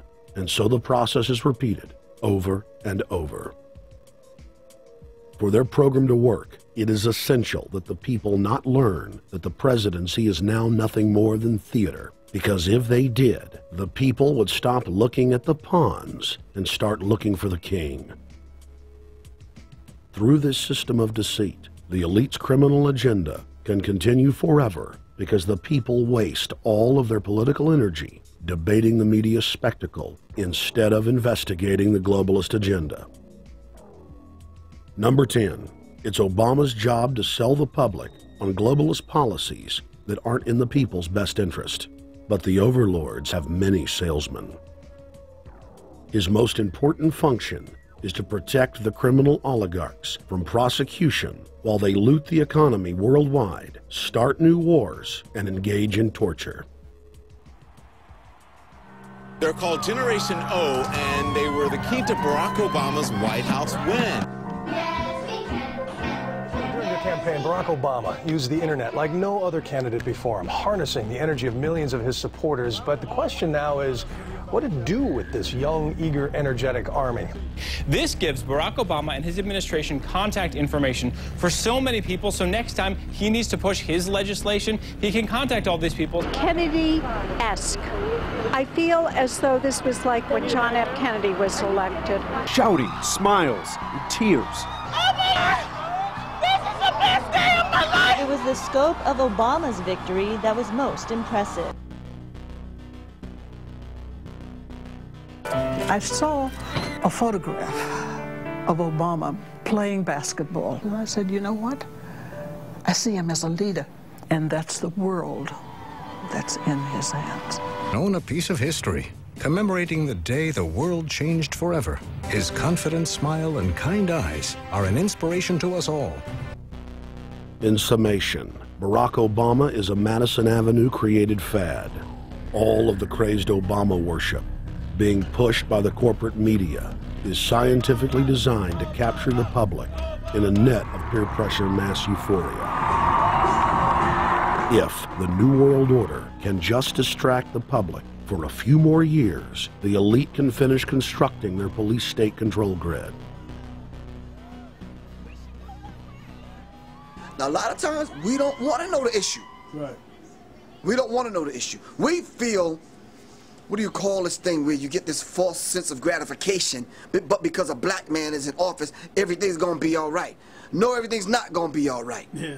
Until you look into the agenda on what the Democratic Party has been about, is about, and will be about, regardless if Barack Obama is the president or not. And that's real. Barack Obama is the perfect Trojan horse. He makes the people feel like they finally have a place at the table, even as he betrays them. I won't have to worry about paying my mortgage. Oh, it's such a blessing to see you, Mr. President. Thank you for taking time out of your day. Never in my life would think that this would ever happen. Sadly, many Obama supporters can't see what's right in front of their faces because they've already invested their very identity in this artificially created cult movement. Throughout history, it has happened over and over again. People turn their intellect over to cult of personality mass movements, and it's happening again. The evidence presented in this film is documented fact. And those that ignore what history has taught us do so at the peril of us all. As frightening as the information in this film is, there are many things we can do to stop the globalist agenda dead in its tracks. First, we expose the cult of Obama for what it is, a sad hoax. Next, realize that we are all being propagandized 24/7.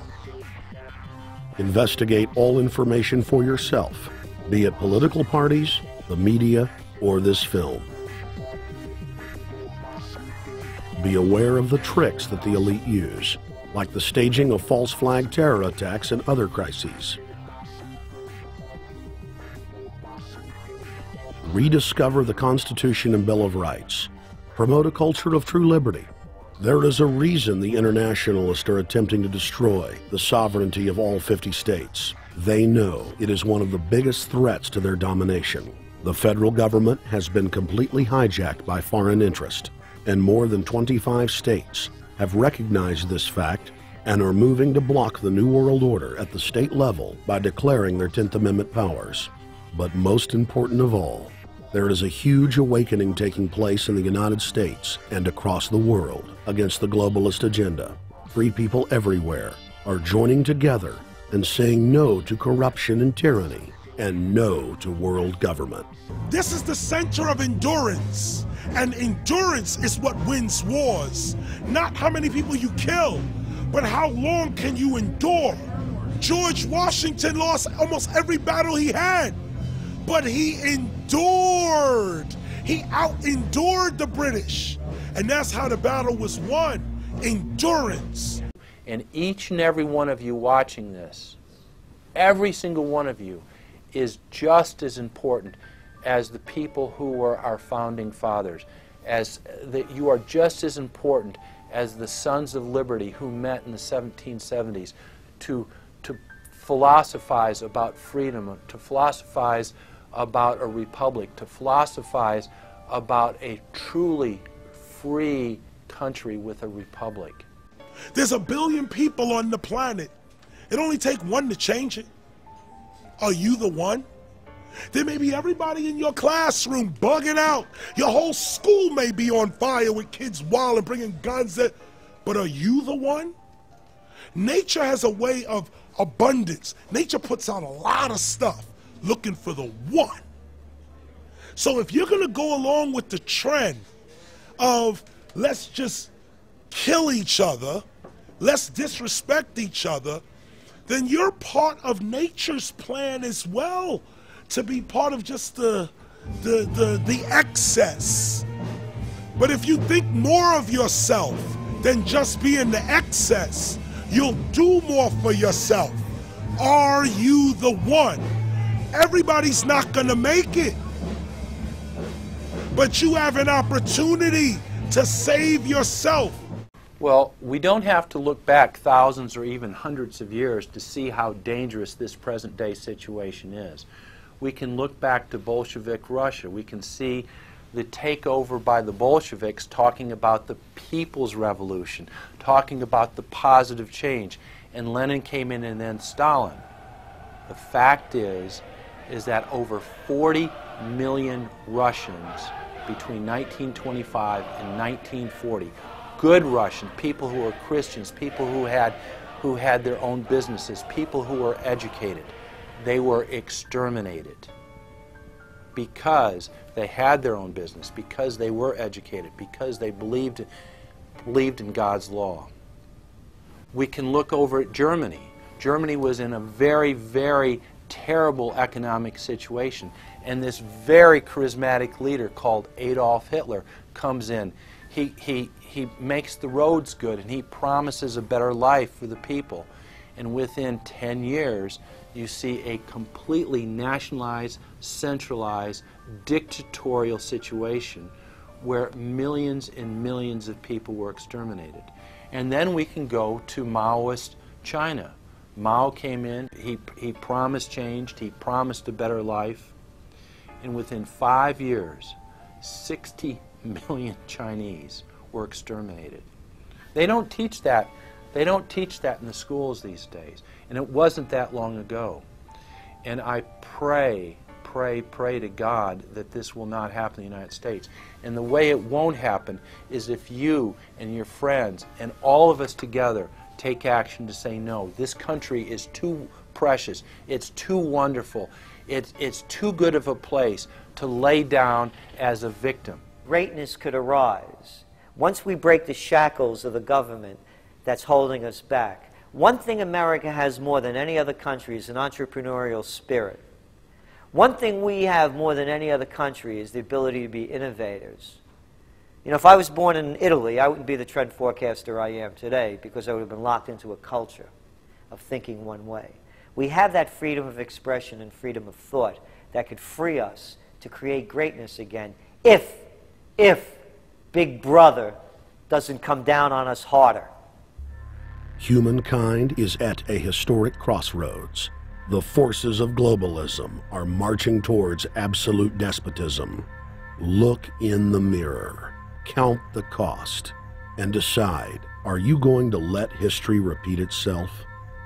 Or will you stand tall with freedom lovers everywhere and stop the completion of a world dictatorship?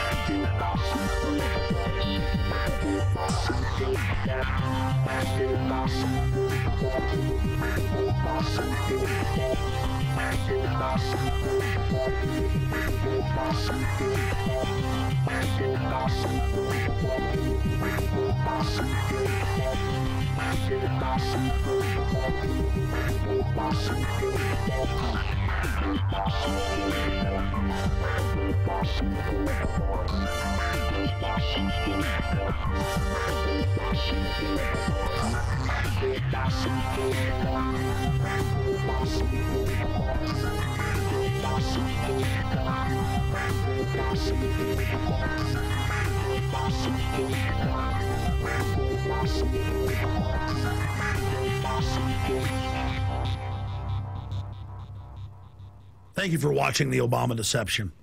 I want to challenge all of you out there who are shocked by this film to take time out to research the claims of this documentary so that you will discover that we've told you the truth and that, frankly, it's far worse than we could even present here in the limited time we had. And once you find out the claims in this film are true, I want to ask you to do the only thing you can do. Spread the word. Warn your friends and family, your neighbors, about this deception, about this betrayal.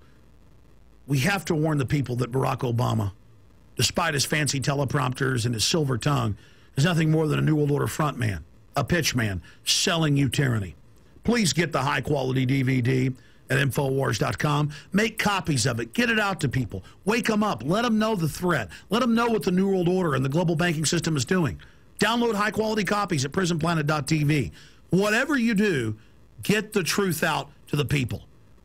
Because as Thomas Jefferson said, all that evil men and tyrants need to flourish is that good men and women do nothing. So we cannot stand here idle while this treason is taking place, while this betrayal is unfolding. Thank you so much for watching The Obama Deception.